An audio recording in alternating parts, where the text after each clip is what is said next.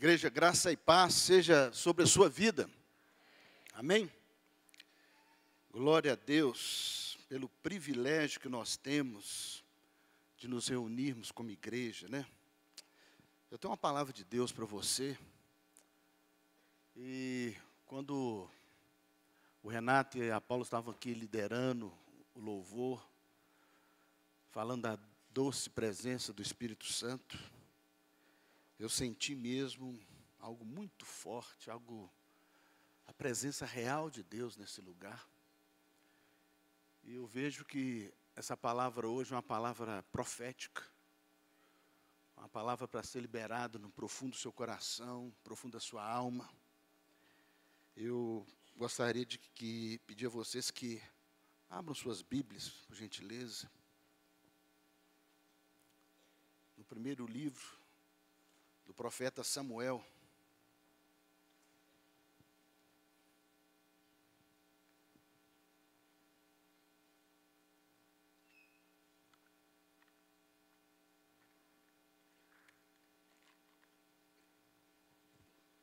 Primeiro livro do profeta Samuel, no capítulo 1. Nós vamos ler a partir do verso 1.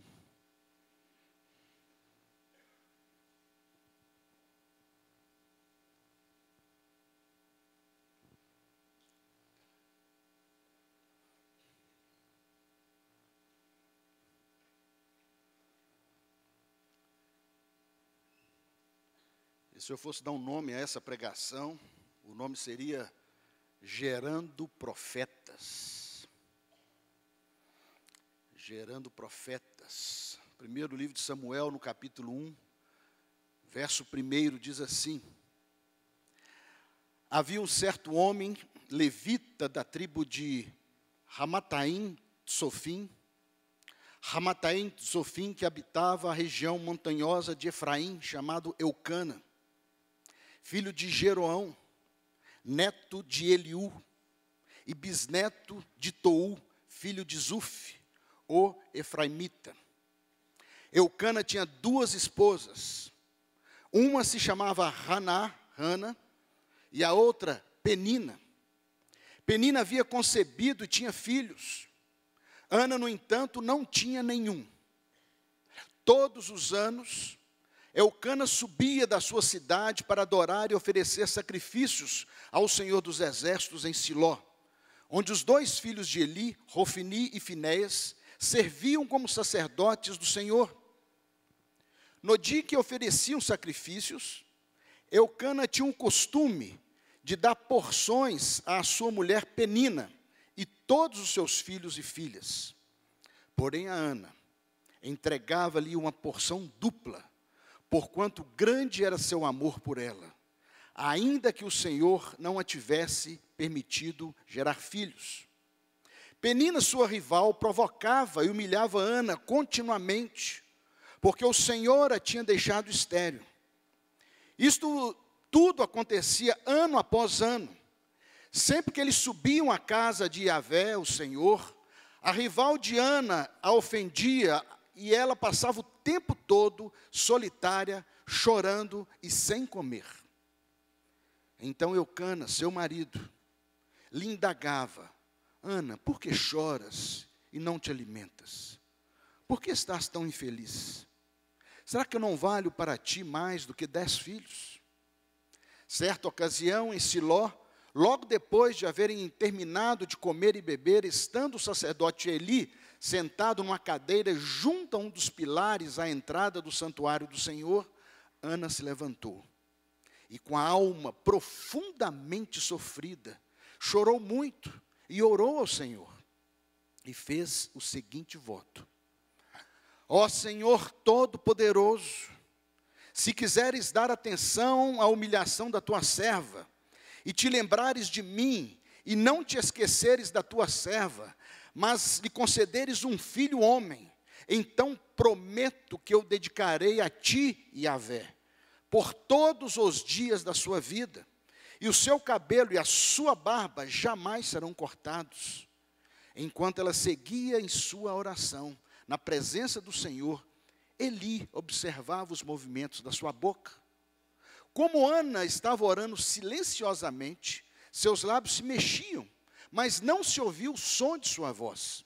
Então Eli imaginou que ela estivesse embriagada. E lhe respondeu: mulher, até quando andarás embriagada? Livra-te do teu costume de beber vinho. Entretanto, Ana lhe replicou com estas palavras: ó não, meu senhor, pelo contrário, sou uma mulher tomada pela amargura. Não bebi vinho, ou qualquer bebida fermentada. Estava, isto sim, a derramar minha alma diante do Senhor. Não julgueis a tua serva como uma mulher vadia. Estava orando daquele modo e até agora, pois estou muito triste e desesperada. Então ele disse: vai-te na paz do Senhor, e o que o Deus de Israel te conceda o pedido que fizeste. Ao que ela respondeu: que a tua serva alcance graça diante de ti, e que penses sempre bem de minha pessoa. Em seguida, Ana seguiu o seu caminho, comeu, e com seu rosto já não havia mais desalento. Amém? Se você sentir vontade, filho, curve sua fronte, curve sua cabeça, feche seus olhos, vamos orar a Deus. Deus, muito obrigado pela tua palavra. No livro de Romanos, a tua palavra diz que a fé, ela vem por ouvir a palavra. Ouvir a palavra de Jesus. O evangelho é Jesus. Quem ouve Jesus, quem encontra Jesus, tem sua vida transformada. Por isso, ó Deus, muito obrigado pelo privilégio de, como igreja, nos reunirmos num local como esse, para juntos sentirmos a tua presença, ouvirmos a tua palavra. Eu tenho a plena convicção de que nós não sairemos desse local como entramos. Eu tenho a plena convicção de que aquele que nos vê pela internet, o Senhor, na sua onipresença, na sua onipotência e na sua onisciência, pode tocar a todos que ouvirem essa mensagem em qualquer lugar desse planeta. Que a glória do Senhor resplandeça sobre nós. É a nossa oração em nome de Jesus. Amém. Amém. Queridos, essa semana, eu e Astrid, nós estivemos reunidos com líderes, pastores, líderes de ministérios, falando um pouco sobre o nosso trabalho com crianças. É interessante porque nesse grupo eu vi missiólogos, teólogos, professores, pastores, líderes de igrejas muito vibrantes, apaixonantes, formadas por os cristãos mais puros, e o que eu tenho visto mais poderosamente usados por Deus, as nossas crianças. E houve assim uma unanimidade em que há uma esperança principal do avanço da igreja, um avanço muito mais significativo através da proclamação do evangelho, através dessa igreja pujante, dessa igreja efervescente, dessa igreja intensa, que é formada pelas nossas crianças. A elas devemos dar o nosso melhor. Por isso, você, querido, que teve o privilégio de ser agraciado por Deus, de ter sido presenteado por Deus com um filho, com uma criança, ela está sendo cuidada nesse momento. E deixa eu te falar, nós não tomamos conta de crianças. Nós, na Central da Criança, somos 300 ministros, que ministramos na vida do seu filho, para que ele aprenda a palavra, e que nós queremos ver o seu filho, querido, pregando o evangelho, nós queremos ver o seu filho profetizando, nós queremos ver o seu filho expulsando demônios, nós queremos ver o seu filho libertando os cativos e oprimidos do diabo, como fez Jesus Cristo de Nazaré.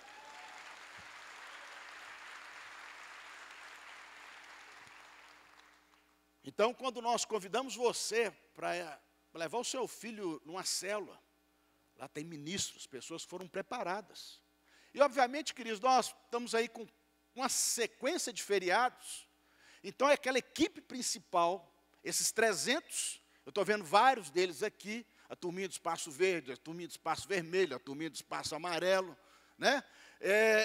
Aí as redes assumem a central da criança, e eles hoje recebem um material já prontinho, fácil para ministrar, ou seja, não é mais aquele terror. Às vezes as pessoas viam ministrar nos feriados, não tinham um material pronto, e eles ficavam angustiados, e hoje nós temos colocado mais obreiros, mais cristãos, mais servos, para tornar o momento com seu filho uma bênção.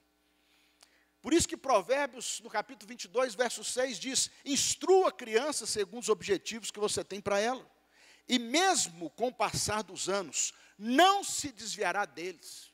E se você aqui nessa manhã, irmão, tem seu filho, e esse seu filho está afastado do evangelho, nós vamos orar hoje, e nós vamos profetizar na vida dele, para que ele retorne aos caminhos do Senhor.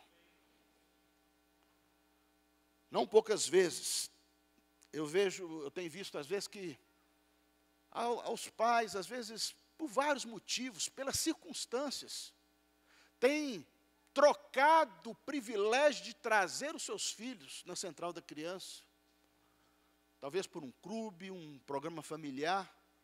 Deixa eu te falar, filho, o que você investir agora na vida dos seus filhos, você vai colher no futuro. Não podemos perder essa geração, e essa é a palavra que Deus me deu, a geração de Samuel. Uma geração de profetas que foram consagrados desde antes da sua formação no ventre e na madre de suas mães.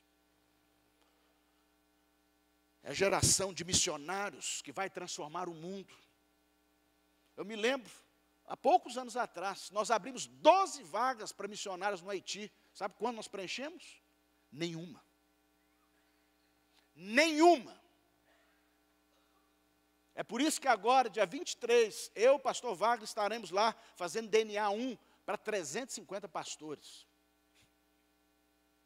Nós abrimos vagas para missionários para o Haiti, nós não preenchemos. É por isso que a nossa esperança está nessa geração, é a geração que está sendo gerada no ventre, no seu ventre, irmã, e que vai ser gerada no seu ventre, e nas suas crianças que estão sendo ministradas hoje, para receber um batismo de fogo, para serem cheias do Espírito Santo e serem testemunhas de Jesus em Jerusalém, na Judéia, na Samaria e até os confins da terra. É a geração de profetas que vão ser poderosamente usados por Deus. Geração de evangelistas e líderes de célula que vão marcar o seu tempo, vão transformar a cidade de Belo Horizonte. Por isso que nós investimos também, irmãos, nessas crianças lá em Angola. Vocês não sabem o que você está fazendo em Angola. Você não sabe o que você está fazendo no Haiti. E as pessoas perguntam: pastor, mas espera aí, R$180? Um ano de escola? Filho. Em julho do ano passado, eu, pastor Breno, que está agora num acampamento ponte aí, nós estivemos visitando as 5 escolas com essas 1000 crianças. Elas estão lá. Elas estão aprendendo a palavra. Elas estão meditando na palavra. Elas estão cantando a palavra. Elas estão sendo alimentadas na palavra. E elas têm sido transformadas e têm transformado famílias. As mesmas crianças lá em Angola. Agora, dia 3 de julho, um dia depois da nossa conferência de multiplicação, aleluia, vamos ter uma grande colheita esse ano para a glória de Deus. Nós estaremos já um grupo, nós já compramos, já 10 passagens já foram emitidas, eu vou abrir 15 vagas. Estou precisando de mais médicos, estou precisando de mais homens. Então, uma mulherada doida, abençoando a minha equipe, eu preciso de homem, para carregar peso, para pôr ordem em fila. Então, homem, se você está ouvindo, Deus está ardendo no seu coração agora, é para você ir para Angola comigo dia 3 de julho, ó. Amém? Testificou aí, irmão? Oxe, ouvi uns améns aí. Glória a Deus. Por isso, nós temos investido nessas crianças. Angola, o que Deus está fazendo em Angola, irmãos, é um negócio maravilhoso. E o contexto do período da narrativa que lemos no primeiro livro de Samuel é um período, por incrível que pareça, muito parecido com o período que nós vivemos hoje no nosso país. É um período de decadência econômica, decadência política, decadência espiritual, social, moral e familiar. O céu estava de bronze sobre Israel. Havia densas trevas pairando sobre aquela nação. E aqui é justamente o final do período de juízes, que durou dos 330 anos. E que, num momento particular, as lentes se voltam para uma família. Um dos maiores profetas de Deus é gerado justamente nesse momento. Uma família que passava por luta. Um marido apaixonado, mas com a esposa em crise. E justamente na sua fraqueza, na sua impossibilidade, em meio ao seu drama familiar, ela faz uma oração e Deus responde. A palavra Samuel significa ouvir de Deus. Desse texto que temos muitos ensinamentos e reflexões, e com toda certeza, vai abençoar a sua vida e a sua família nessa manhã. Que você ouça a voz de Deus nessa manhã, através dessa palavra. O verso 1. Havia um certo homem levita da tribo de Ramataim de Sofim, que habitava a região montanhosa de Efraim, chamado Eucana. Eu imagino um sujeito chamado Eucana. Eu imagino lá em Nanuque, eu chamando o vaqueiro, Eucana. É um nome diferente. É um homem que seria pai em meio à impossibilidade, porque uma das suas esposas era estéril. Um homem de uma região montanhosa de Israel, e que estaria sendo responsável por gerar o primeiro profeta de Israel. No verso 2, Eucana tinha 2 esposas, uma se chamava Hana, e a outra Penina. Penina havia concebido e tinha filhos. Ana, no entanto, não tinha nenhum. 2 mulheres. Irmãos, uma pausa aqui. Não devemos julgar mal alguns personagens bíblicos. Pelo código de Hammurabi, se a primeira mulher, a sua amada, fosse estéril, o homem poderia se casar com a segunda mulher. Segundo aqui os comentários do Dr. Shedd, a permissão era dada apenas em caso de esterilidade. Esse dispositivo conjugal passou então a compor a lei judaica naquele período. Mas não era a vontade de Deus. A poligamia surge justamente nas Escrituras em meio à desobediência humana.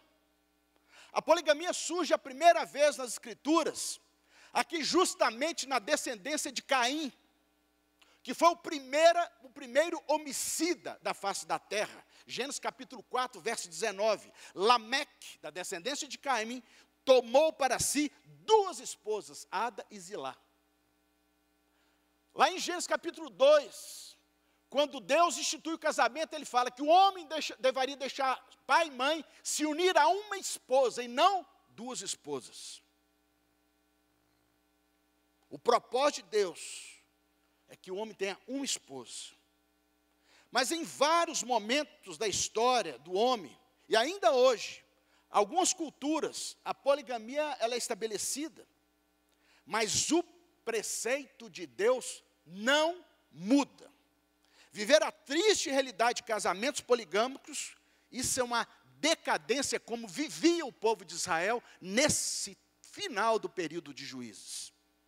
Apesar de Eucana sacrificar a Deus, servir a Deus, a casa dele estava deteriorada, pois estava fora do padrão de Deus. E no verso 3, a gente tira um ensinamento, que um homem, e nesse contexto que nós estamos aplicando, um homem que é temente a Deus, ele pode gerar profetas. Todos os anos, Eucana subia da sua cidade para adorar e oferecer sacrifício ao Senhor dos Exércitos em Siló, onde os 2 filhos, Eli, Hofni e Finéias, serviam como sacerdotes do Senhor. Eucana adorava a Deus, sacrificava o Senhor regularmente. Siló, irmãos, era uma capital de adoração de Israel.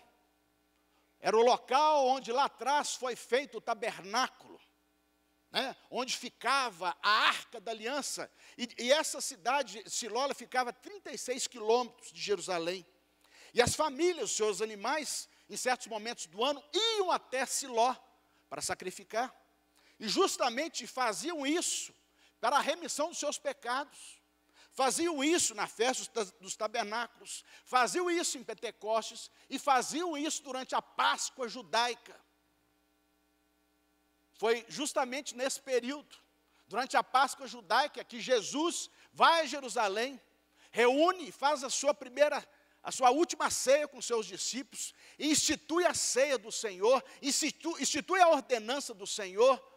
É por isso que nós explicamos tão bem no último domingo, fizemos isso aqui, fizemos isso em todas as unidades, inclusive lá em Alphaville, para a glória de Deus.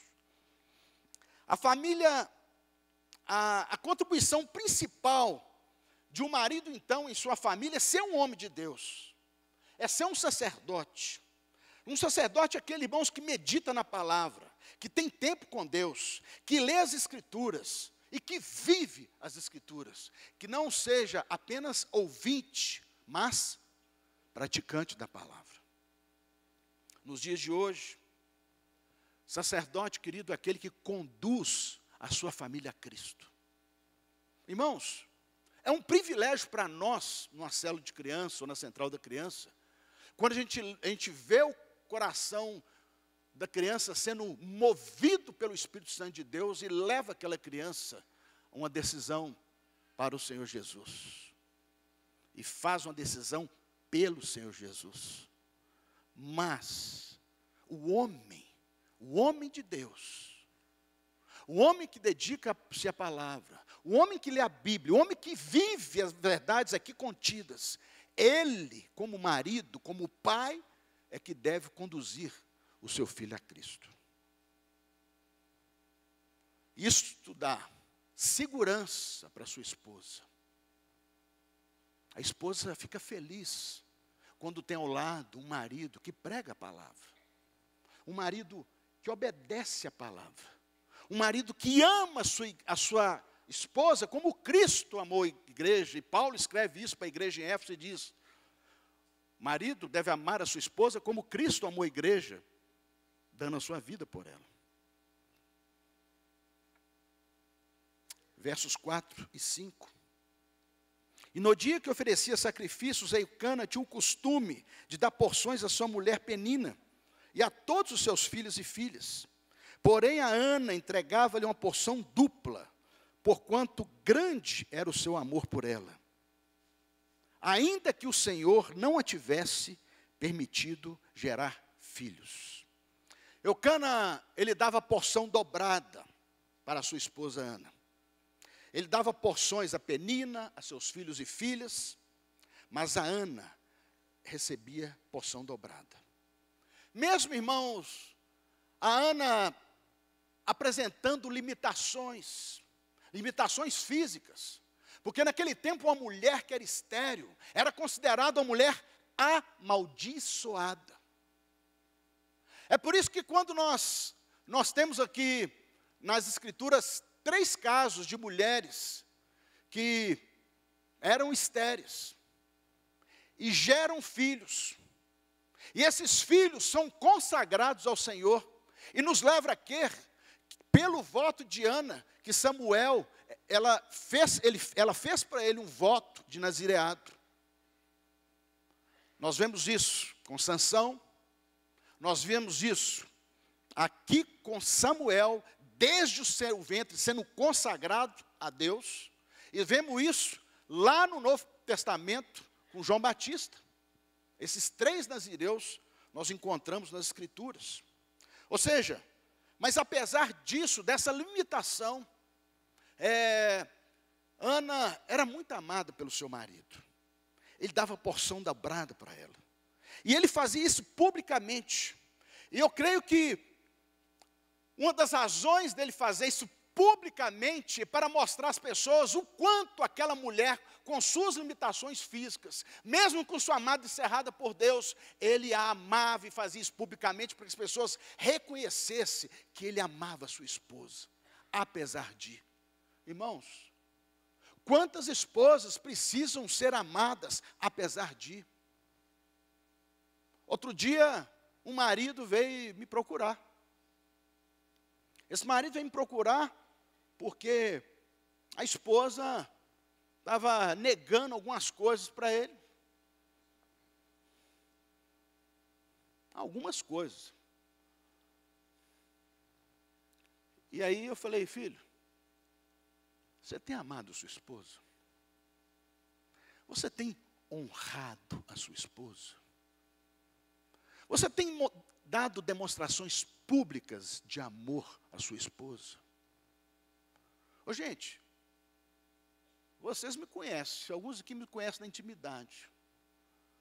Pelas minhas atitudes que eu tenho com a minha esposa, todo mundo vê assim, nossa, pastor, o senhor é apaixonado com a sua esposa. Eu falei, cada dia mais. Ontem eu fiz um casamento, ali na BC1, um casal muito legal, um menino que converteu nossa célula, e foi um casamento lindo, e eu ministrei muito na vida deles, queridos. Eu tenho autoridade para ministrar sobre casamento, vou te falar por quê. Primeiro que eu tenho um casamento abençoado. Segundo que eu e minha casa, todos servimos ao Senhor. E terceiro que eu sou um pastor que tive o privilégio de fazer as bodas de ouro do meu sogro e da minha sogra. Minha sogrinha linda está aqui. E fiz as bodas de ouro do meu pai e da minha mãe. Poucos pastores na face da terra tiveram esse privilégio. Então, eu entendo muito. E eu falei para esse irmão, você tem que amar a sua esposa, tem que estar disposto a morrer por ela. Se você não morrer por ela, irmão, tem algo faltando. Porque a esposa, quando ela é honrada, quando ela é amada, ela morre por você, querido. Ela dá tudo para você. Posso ouvir um amém espiritual, irmão?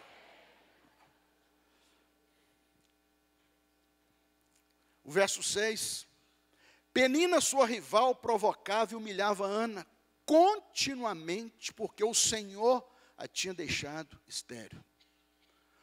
Irmão, se coloque no lugar aqui de Ana. Você imagina, todas as vezes que saiu em público, ou todas as vezes que cruzava ali no corredor, ou cruzava ali no fundo do quintal, ela era irritada, ela era humilhada pela sua rival. Deus havia deixado Ana estéril. Em algumas culturas, naquela época, o homem até poderia se divorciar da esposa, porque ela era estéril. Ou seja, pela lei judaica, ele poderia se divorciar da esposa, porque ela era estéril. E nesse cenário de dor, Ana entende que deveria buscar a Deus. Irmão, você já foi provocado e humilhado de maneira cruel, injusta, num momento de fragilidade, além da dor, da esterilidade, ela era sobremaneira humilhada todos os dias. E nesse momento, exatamente quando ela subia à casa do Senhor, você imagina, ela entrando aqui na igreja, ou chegando na sua célula, a rival estava lá na calçada. Mistério. Ah, Deus cerrou a sua madre, hein? Você deve ser uma pecadora. Você deve ter feito algo muito ruim que desagradou a Deus. Não vai ter filho, não vai ter filho, não vai ter filho. Eu imagino o que Ana ouviu.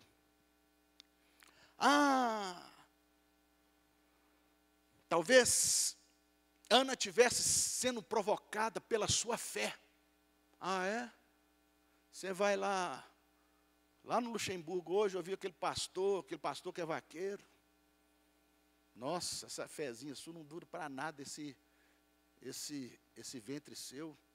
Não sai nada daí de dentro, minha filha. Essa sua fé, ó. Irmãos, Às vezes nós oramos por um enfermo e ele não é curado. Às vezes nós oramos por uma pessoa que está morta e ela não ressuscita. A gente faz exatamente como Jesus nos ensinou e às vezes a gente não vê o resultado da nossa oração.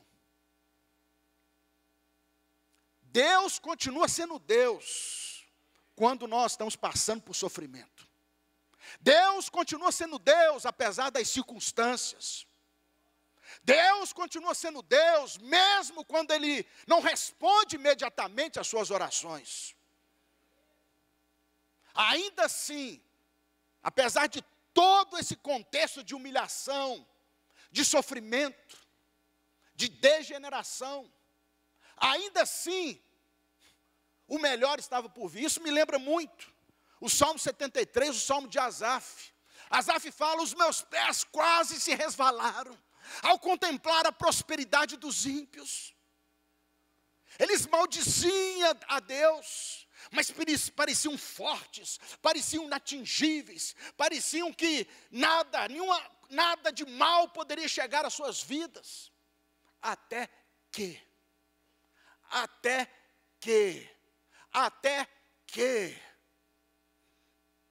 o Senhor me mostrou. Aleluias. E eu vejo também no autor de Hebreus, no capítulo 12, verso 3, a palavra diz: pensem bem naquele que suportou tal oposição dos pecadores contra si mesmo, para que vocês não se cansem, nem desanimem. Imagine Jesus ali, irmãos, naquela chamada via dolorosa. Eu tive o privilégio de 2008 ali, caminhar por aqueles caminhos que supostamente Jesus passou por ali carregando a cruz. Os xingamentos, as cusparadas, os açoites, as zombarias, os palavrões, as humilhações que o nosso Jesus passou.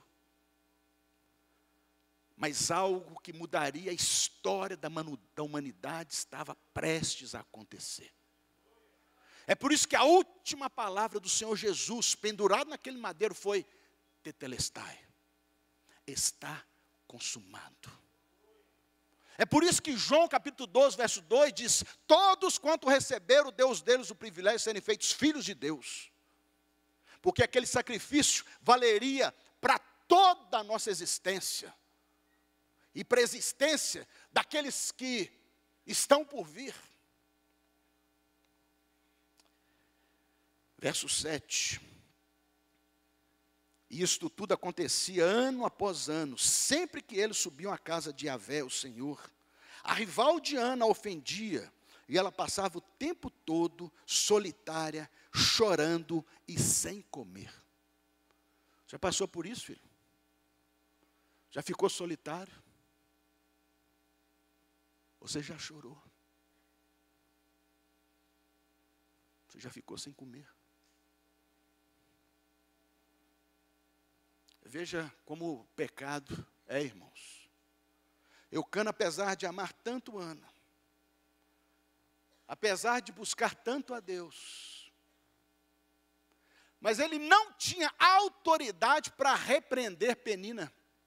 Você não vê nesse texto nenhuma repreensão de Eucana sobre Penina. Irmãos, às vezes nós homens falta-nos atitude. Às vezes falta a nós posicionamento. Nós devemos gerar segurança para nossa esposa, para os nossos filhos, através de atitude. Quando eu vejo alguma ameaça sobre a minha família, sobre a minha esposa, sobre os meus filhos, eu me posiciono. Eu chego à frente.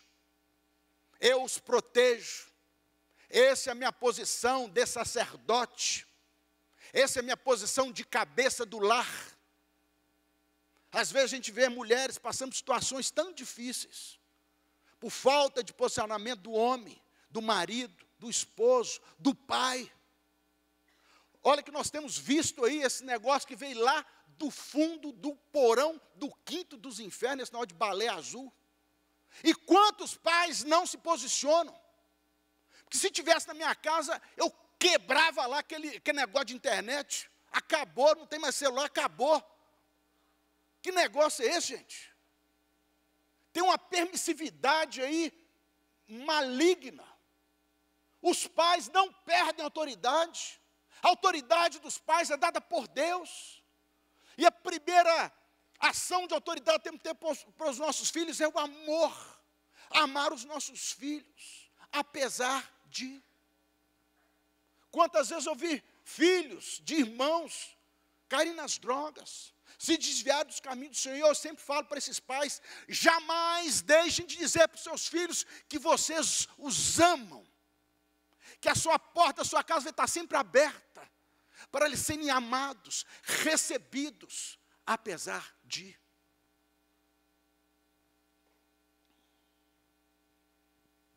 Verso 8 diz assim: então Eucana, seu marido, lhe indagava: Ana, por que choras e não te alimentas? Por que estás tão infeliz? Será que eu não valho para ti mais do que 10 filhos? Ana apresentava um quadro aparentemente depressivo, talvez com angústia no peito, noite sem claro, lágrimas constantes.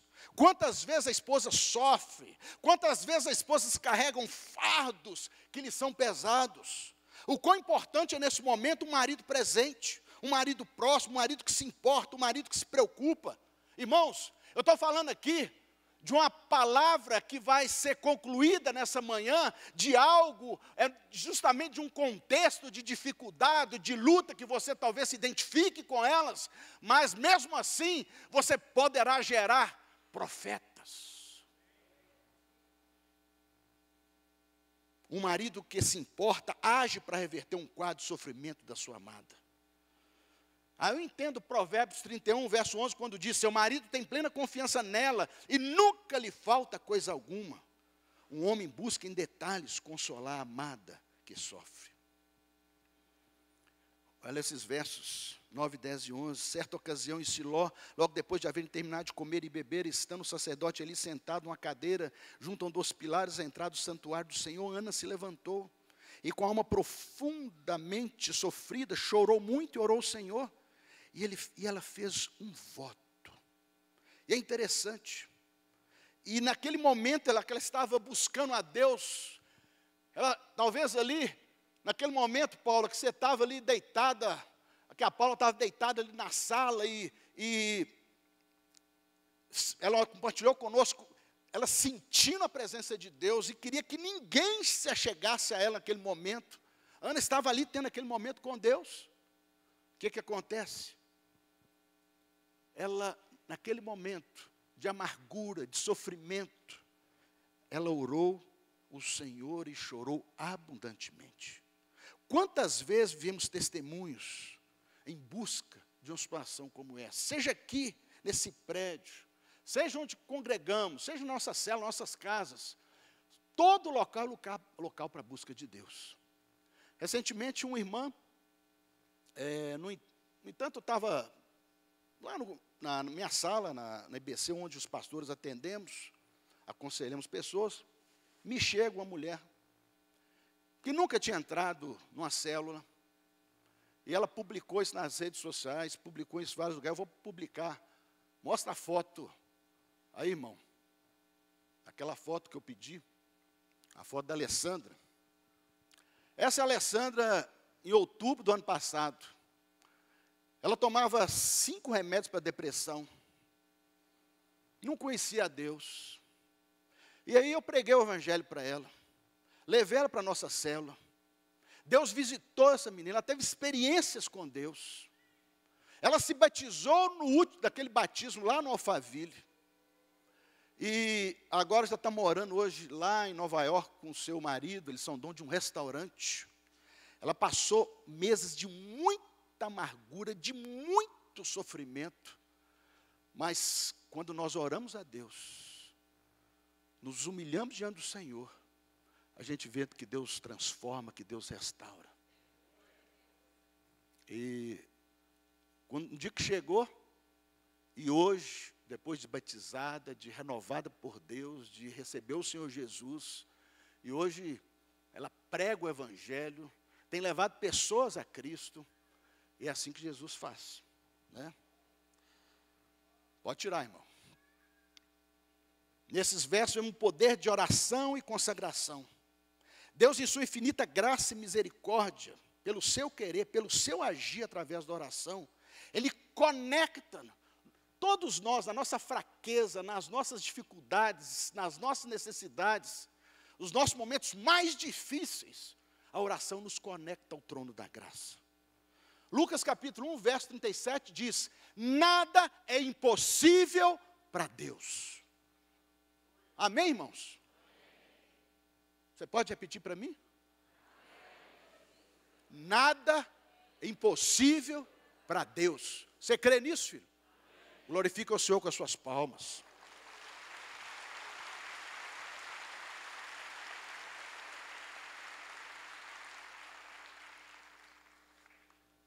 Por isso, irmãos, se lá em Romanos fala que a fé vem por ouvir a palavra do Senhor, quanto mais uma pessoa ficar exposta à palavra do Senhor, mais ela aumenta na fé, mais ela cresce na fé. Amém? Então, irmãos, se você não leva uma criança numa célula, não traz na central da criança, você está tirando a oportunidade da sua criança ser exposta à fé e à palavra.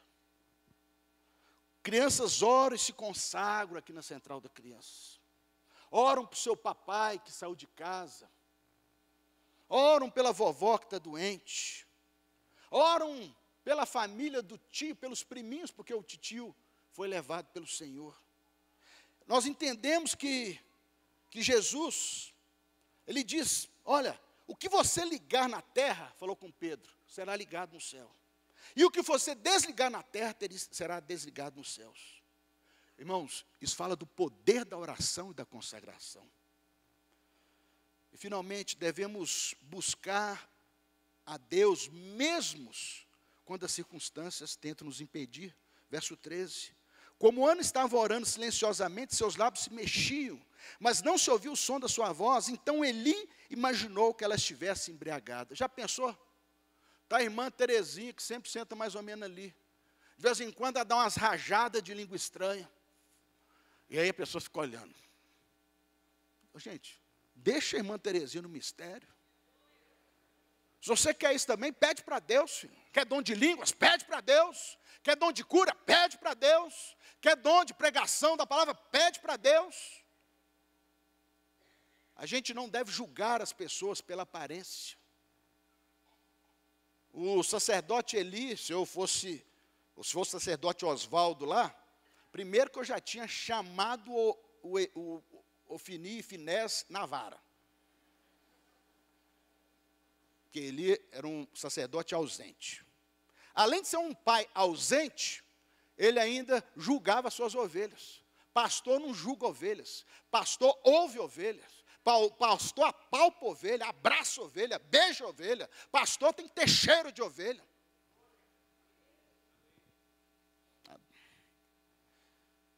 E Lucas 10, pois todo o que pede recebe. A quem busca acha. Ao que bate, abrir-se-lhe-á. Jesus estava orando, ensinando sobre a perseverança na oração. Irmãos, eu quero que você saia dessa manhã aqui, sabendo que se você orar, algo de sobrenatural vai acontecer. Deus vai mudar o seu coração, Deus vai preparar o seu coração para que você receba aquilo que Deus tem preparado para você. Na sua oração você não muda a Deus, Deus muda a você na sua oração. Por isso a importância das pessoas serem engajadas numa célula. Eu conheci o Senhor Jesus numa célula. Gente, talvez não tivesse entre nós aqui um sujeito que tivesse mais ojeriza e resistência a evangélico, a crente. Eu me lembro. A ideia que eu tinha de crente, aquele povo com livro preto debaixo do braço. Aquela calcinha de tergal, aquela camisa de manga comprida barata, mesmo naquele calor, lá perto de Nanuco, perto do governador Valadares, aquela roupinha simples, e ele, nós vamos para o céu e vocês vão para o inferno. E é verdade.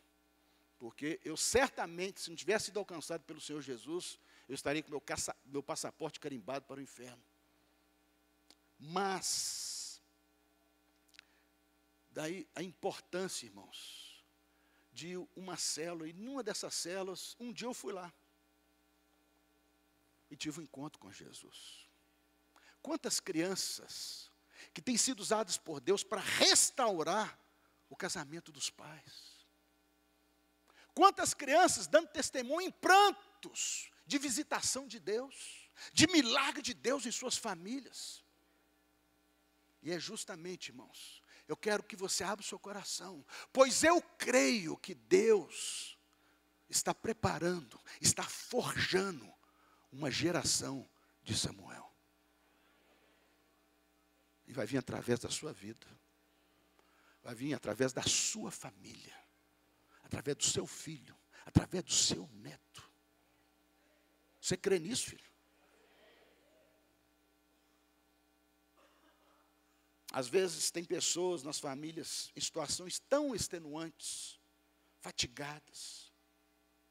Mas vem um culto como esse. Irmãos, como se troca um culto como esse por um programa de domingo qualquer? Mas ao ouvir um culto como esse, você ouve a palavra, você louva a Deus. Que louvor a Deus. Que presença de Deus. A presença de Deus dá para pegar assim, irmãos. Que conforto, que refrigério, a doce presença do Espírito Santo. Eu quero mostrar para vocês agora um videozinho simples, bem limitado na sua qualidade. Mas é de uma menina de 3 anos. Ela espontaneamente, ela soltou essas palavras. Ela chama Valentina. O vídeo da Valentina está aí, irmãos? Presta atenção, irmãos. O som bem alto. Oi, pessoal. Meu nome é Valentina e eu tenho 3 anos. Eu vou contar muitas histórias da Bíblia para vocês. Jesus ensina tão de coisa que a gente vive muito feliz. Deus mandou Jesus para salvar a gente. Para fazer isso, Ele bate no nosso coração. Se a gente não abrir, vai ficar cheio de manchinha no coração. E a vida fica muito ruim. Quando a gente abre o coração para Jesus, e o coração fica todo brilhante. E a gente vive muito feliz. Todos os dias eu leio a Bíblia e faço oração. Porque eu quero abrir meu coração para Jesus. Porque eu não quero coração cheio de manchinha. Eu quero um coração muito colorido. A Bíblia é muito legal. Vamos ler comigo? Assista meu canal.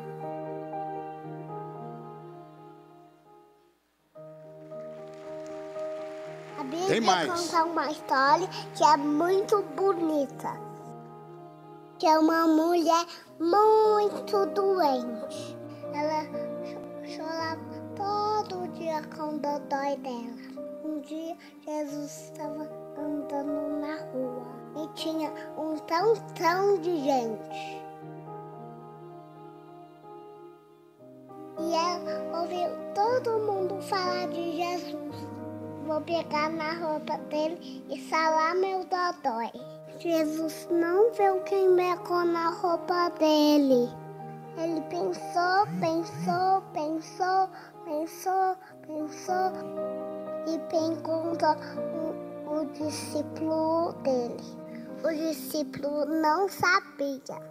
Ela pecou para sarar o dodói dela. Então Jesus ficou muito feliz com ela. Então, naquele dia, todo mundo viu que Jesus é maravilhoso.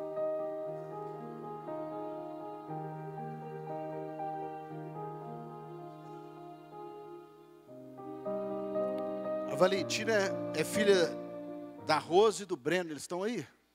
Rose e o Breno, estão aí? Fica de pé, irmãos. A Valentina está aí. Vem aqui, Valentina. Vem cá. Vem aqui na frente. Vem cá, Breno. Ô, gente, essa historinha que ela contou em português, ela também conta em inglês. E aí, irmãos, eu estou convidando esses irmãos. A Valentina faz parte de uma célula nossa no Alphaville. Participa todos os domingos aqui da Central da Criança. Ou seja, aquilo que os pais ministram na vida dos filhos.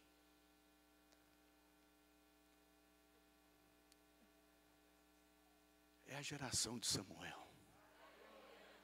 É uma geração de profetas que vai mudar essa nação. Por isso, queridos, eu chamei aqui. Ela é linda. Lá no Alphaville, a gente nós vamos fazer hoje o 5º culto, né, em Alphaville. Hoje à tarde, 18 horas. Está bombando para a glória de Deus. Todo culto à noite ela está lá. Plá, plá, plá e plá, plá, plá. Mas eu queria fazer uma oração.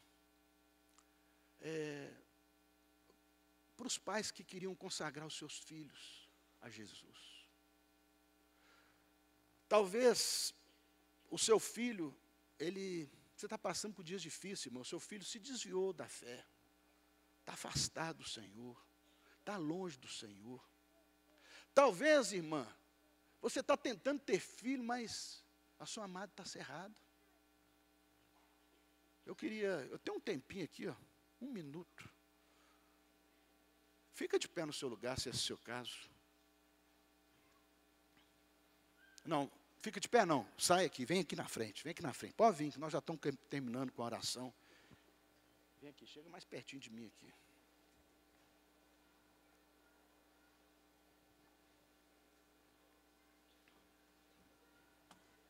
Eu te espero, irmão.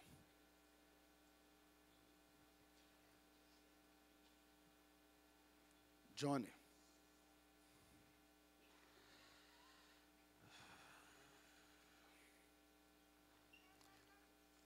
Eu creio que essa geração vai mudar esse país. É dessa geração que sairão a maioria dos nossos missionários. É dessa geração que sairão missionários, como os morávios, que eram filhos de cristãos, e que foram oferecidos como escravos para evangelizar os trabalhadores de um local. A única forma que o dono daquelas plantações permitiu que eles fossem, é se eles fossem como escravos. E naquela despedida, daquele lugar tão frutífero ali na Europa, eles acenavam, se despedindo dos filhos nos navios, como a Valentina. E eles diziam que o cordeiro receba a recompensa pelo seu sacrifício. É uma menina de 3 anos, que o evangelho sai do seu coração. Ela não pegou um pedaço de papel e ficou lendo para alguém gravar, não. Ela medita na palavra de dia e de noite. Se ela vem na central da criança, está meditando a palavra. Se ela vai na célula de criança, está meditando a palavra. Quantos pais acham que dão trabalho, mas na hora que chega na adolescência, vem pedir ao pastor, pelo amor de Deus, me ajuda. Eu falo, irmão, posso te ajudar, mas agora é só joelho no chão. Não deixe que se perca a geração de profetas, a geração de Samuel. Não permita que a geração de Valentina seja perdida. Por isso agora nós queremos orar por você, filho. para Deus fazer um milagre na sua vida, para Deus fazer um milagre na sua família, para Deus fazer um milagre nos seus filhos.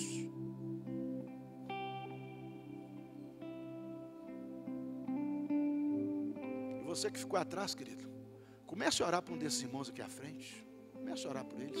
Abra sua boca. Abra sua boca de profeta. Comece a profetizar.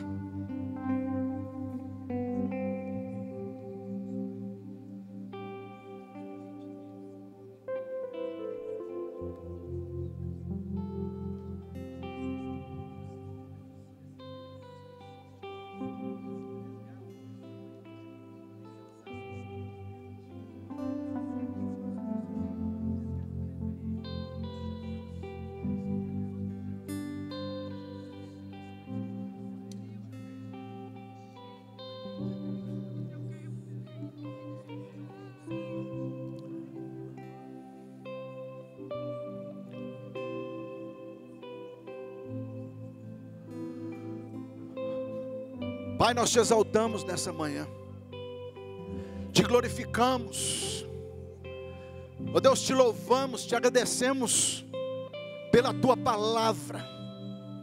E aí, Deus, eu entendo quando a Bíblia diz que ela é viva e eficaz, que ela é mais penetrante que espada de dois gumes, ela é capaz de penetrar e separar juntas e medulas, alma e espírito. Muito obrigado pelo Evangelho. Muito obrigado porque o Evangelho é Jesus. Muito obrigado que o reino do Senhor está aberto, está com portas abertas, está sendo anunciado a todos os cantos desse mundo.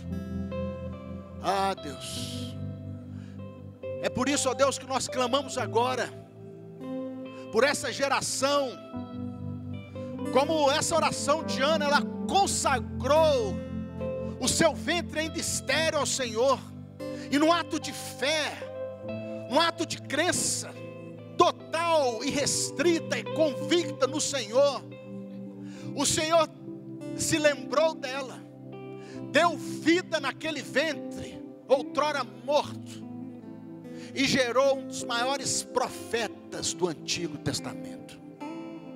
Por isso, ó Deus, nós oramos aqui, Deus, eu creio que a Valentina está aqui orando, a Rose, orando, os pais aqui comigo e conosco, orando, intercedendo por cada pai, ou aquele que deseja ser pai, mãe, que estão aqui à frente, que estão nos assistindo pela internet.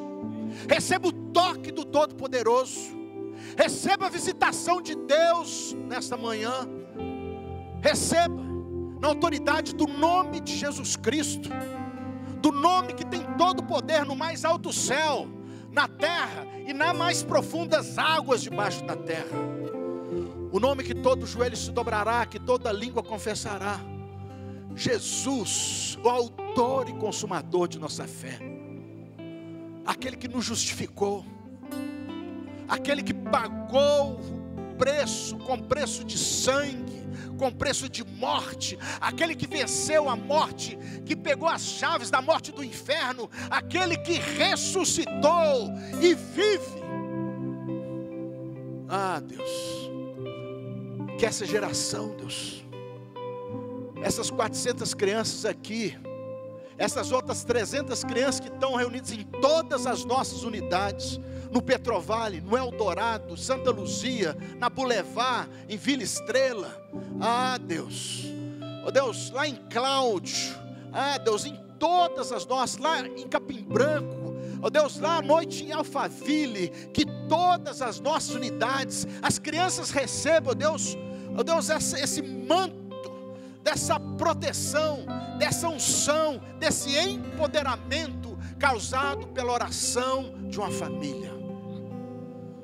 Ah, Deus, eu oro especificamente, ó Deus, por aqueles filhos que estão desviados do caminho do Senhor, que estão longe dos caminhos do Senhor, que nesse momento recebam a visitação de Deus. Nós cremos, como cantamos aqui, no ministério de anjos, porque a tua palavra diz lá em Hebreus 1,14, não são eles espíritos ministradores a serviço daqueles que hão de herdar a salvação, Manda os teus anjos, Deus, pegar nossos filhos, esses que estão distantes, pegar pelo braço e trazer para junto da presença do Senhor.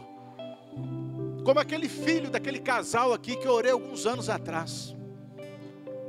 E há 3 domingos atrás, eu vi aqui na frente, de colete verde, servindo. E há 3 anos atrás, estava totalmente afastado dos caminhos do Senhor. Hoje serve ao Senhor, hoje ombreia a obra ministerial conosco, o privilégio da pregação do Evangelho conosco, porque a tua palavra, ela se cumpre, a sua palavra, Senhor, é verdadeira. Por isso, ó Deus, talvez alguma irmã que nessa manhã, ou nos ouvindo e vendo pela internet, amada, está estéril. Mas o nosso Deus, que é poderoso para fazer infinitamente mais, de tudo aquilo que pedimos ou pensamos, conforme o poder dele que opera em nós, é capaz de gerar vida nesse ventre. Vida seja gerada nesse ventre, em nome de Jesus Cristo. Vida seja gerada nesse ventre, em nome de Jesus Cristo. E nós possamos ver e contemplar a maior geração de discípulos de Jesus, a maior geração de profetas, para a glória do teu santo nome. Profetas como Samuel, profetas como a Valentina. Ó Deus, e mesmo que homens e mulheres, casais, passem por lutas, tenham restrições, tenham as suas dificuldades, tenham as suas limitações, ainda assim o Senhor ouve a oração do justo. Então, Deus, nós profetizamos que todas essas verdades bíblicas contidas nessa palavra, que foram ministradas nessa manhã, se cumpra na vida de todo aquele que crê. Todo aquele que crê verá a glória de Deus. Essa é a nossa oração, em nome de Jesus. Amém e amém. Louvado seja o nome do Senhor.